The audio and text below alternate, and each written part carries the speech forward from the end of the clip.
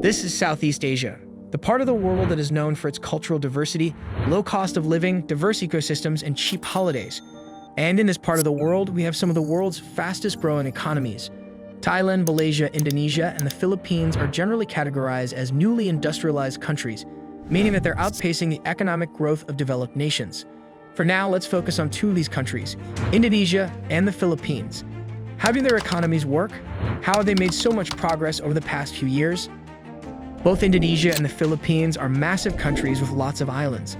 The Philippines has more than 7,500 islands, whereas Indonesia doubled that amount and some with more than 17,000 islands.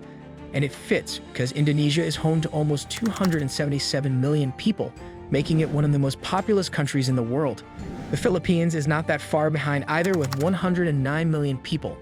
And those are key factors in both countries' economic growth. If we look at the demographics, we find that both of these countries have a predominantly large amount of young people. As annoying as youth can be, it is a significant driver of economic growth. And here's the proof. Indonesia has a nominal GDP of 1.4 trillion US dollars, slightly lower than Australia. And the Philippines has a nominal GDP of 435 billion US dollars, which isn't bad when you scale down for size and population. For reference, it is quite close to Austria, Israel, and Norway. So how did we get here? Once again, the key is the young demographic. Over the last couple of decades, China has emerged as the center of low-cost manufacturing. However, its influence is decreasing because as the standard of living has risen, so have the workers' wages. In the meantime, plenty of other countries have realized that they can compete in this arena due to the low cost of living and labor costs. Indonesia has a young labor force that requires lesser wages than the Chinese workforce. But there's another issue here, one that belongs solely to the realm of management. How will Indonesia manage its workforce in the future? Just as China has lost that race to other growing economies, Indonesia could just as easily lose it. Countries like Vietnam and the Philippines could compete against the Indonesian markets in certain niches. The Philippines, in general, offers relatively competitive labor costs because their service sector requires more skills. But let's stick to Indonesia for now. Indonesia has a wealth of natural resources including natural gas, metals, and great arable farmland. So they have a lot of readily available work like mining reserves and have a ton of people to do it. You put two and two together, and it's a recipe for economic success. I mean, you know a country has rich natural reserves when other countries invade it just for that. The Dutch East India Company turned it into a colony in the 17th century, took its resources, used the land for cultivation, and established infrastructure for trade. That went on for 3.5 centuries. And then the Japanese arrived in 1942 because they needed oil, rubber, and other raw materials. The fact that doing so cut the supply to the Allied forces was a plus. After Indonesia's independence, things were finally looking up for a while anyway. The country had an inflation rate of 1,000% in the mid-60s, leading to widespread poverty. Surviving those early scares to becoming one of the titans of the region is surely inspiring. The Indonesian economy today is 23 times larger than it was in the year 2000. So how did they do it? We know about the resources and the workforce, but there are still a couple of things left unanswered. The first is capital. In the 70s and 80s, Indonesia enacted new economic policies to restructure its debt and attract foreign capital. They invested heavily in infrastructure like power plants, airports, and roads to increase their long-term economic gains. And keep in mind that producing infrastructure on some 17,000 islands is far more difficult than doing it on a country with fewer islands. In the following decades, the economic growth multiplied. However, there was still a problem. While natural resources are a great way of injecting life into the economy, they do not always guarantee continued success. Foreign companies can make tons of profits and take the money out of the country. Meanwhile, oil plants don't require enough manpower to hand out jobs to a massive population. You need other industries to function, which is exactly what the Indonesian government did.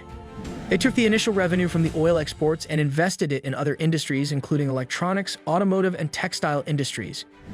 While the government was making sure that farmers made their way to factories, they did not neglect the agricultural export either. The diversification allows for a better circulation of capital within the country. The second issue is that the goods need to be exported, so trade routes are crucial. And that's where Indonesia has a major advantage, sitting between major superpowers, economic powerhouses, and a region on the road to economic progress. Indonesia sits between South Asia, East Asia, and Oceania. Sea routes play a major role in trade, with the Strait of Malacca being one of the busiest shipping lanes in the entire world. You can see how this has helped other countries in the region as well. Malaysia exports tons of electrical equipment like semiconductors and photovoltaics. Vietnam has a big textile industry and exports electronic goods. Thailand is one of the biggest producers and consequently, exporters of automotives in the world. So what about the Philippines? This is where it gets interesting. The Philippines does not have the same advantages as these other countries, even though it is not short on raw materials and natural resources. Environmental groups lobby against deconstructive mining and exploiting the resources in the country since natural disasters are already quite common in this part of the world. But over the years, the country has focused on its services sector to boost its economy. While the country does have a fair share of electronic and agricultural exports, the service industry is far more crucial than any other. A large portion of the service economy is business process outsourcing, which outdoes powerhouses like India and provides the most jobs. Business process outsourcing, or BPOs, means that major corporations hand out small portions of their work to specialized firms, for instance, accounting, data entry, and customer support, etc. But BPOs are not the country's only hope. Other service industries like health, game development, and animation are on the rise as well. One of the biggest service industries is tourism. Accommodation, transportation, and recreation provide plenty of room for increasing revenue. Then the resorts, hotels, and travel agencies need employees to function, which is great for a country of mostly young people. The Philippines also have a colonial history, having spent centuries under Spanish rule. Then the Americans came, and then the Japanese. After its independence, the Philippines started to rebuild its economy through industrialization, agrarian reforms, and infrastructure development. Another major boost to the economy is the remittances from all over the world. The Filipino diaspora sends a fairly healthy amount of money back home, which ends up helping the economy as well. Meanwhile, policies like land reforms have helped address the issue of poverty in rural areas and improve the agricultural sector. You might have already noticed the differences between the economies of Indonesia and the Philippines, but they are not as different as you may have initially perceived. While the industrial makeup is certainly different, both nations rely on their youth to drive their industries. Both nations have experienced a prolonged period of urbanization and industrialization. For this purpose, they use foreign investment to develop infrastructure in the latter part of the 20th century. And then there's the geography that allows plenty of sea trade. This move has not affected agricultural exports negatively, as agriculture remains a vital part of a lot of communities. While Indonesia has focused on manufacturing and has also invested in its services sector like tourism to diversify its economy. Not only that, they share a lot of issues as well.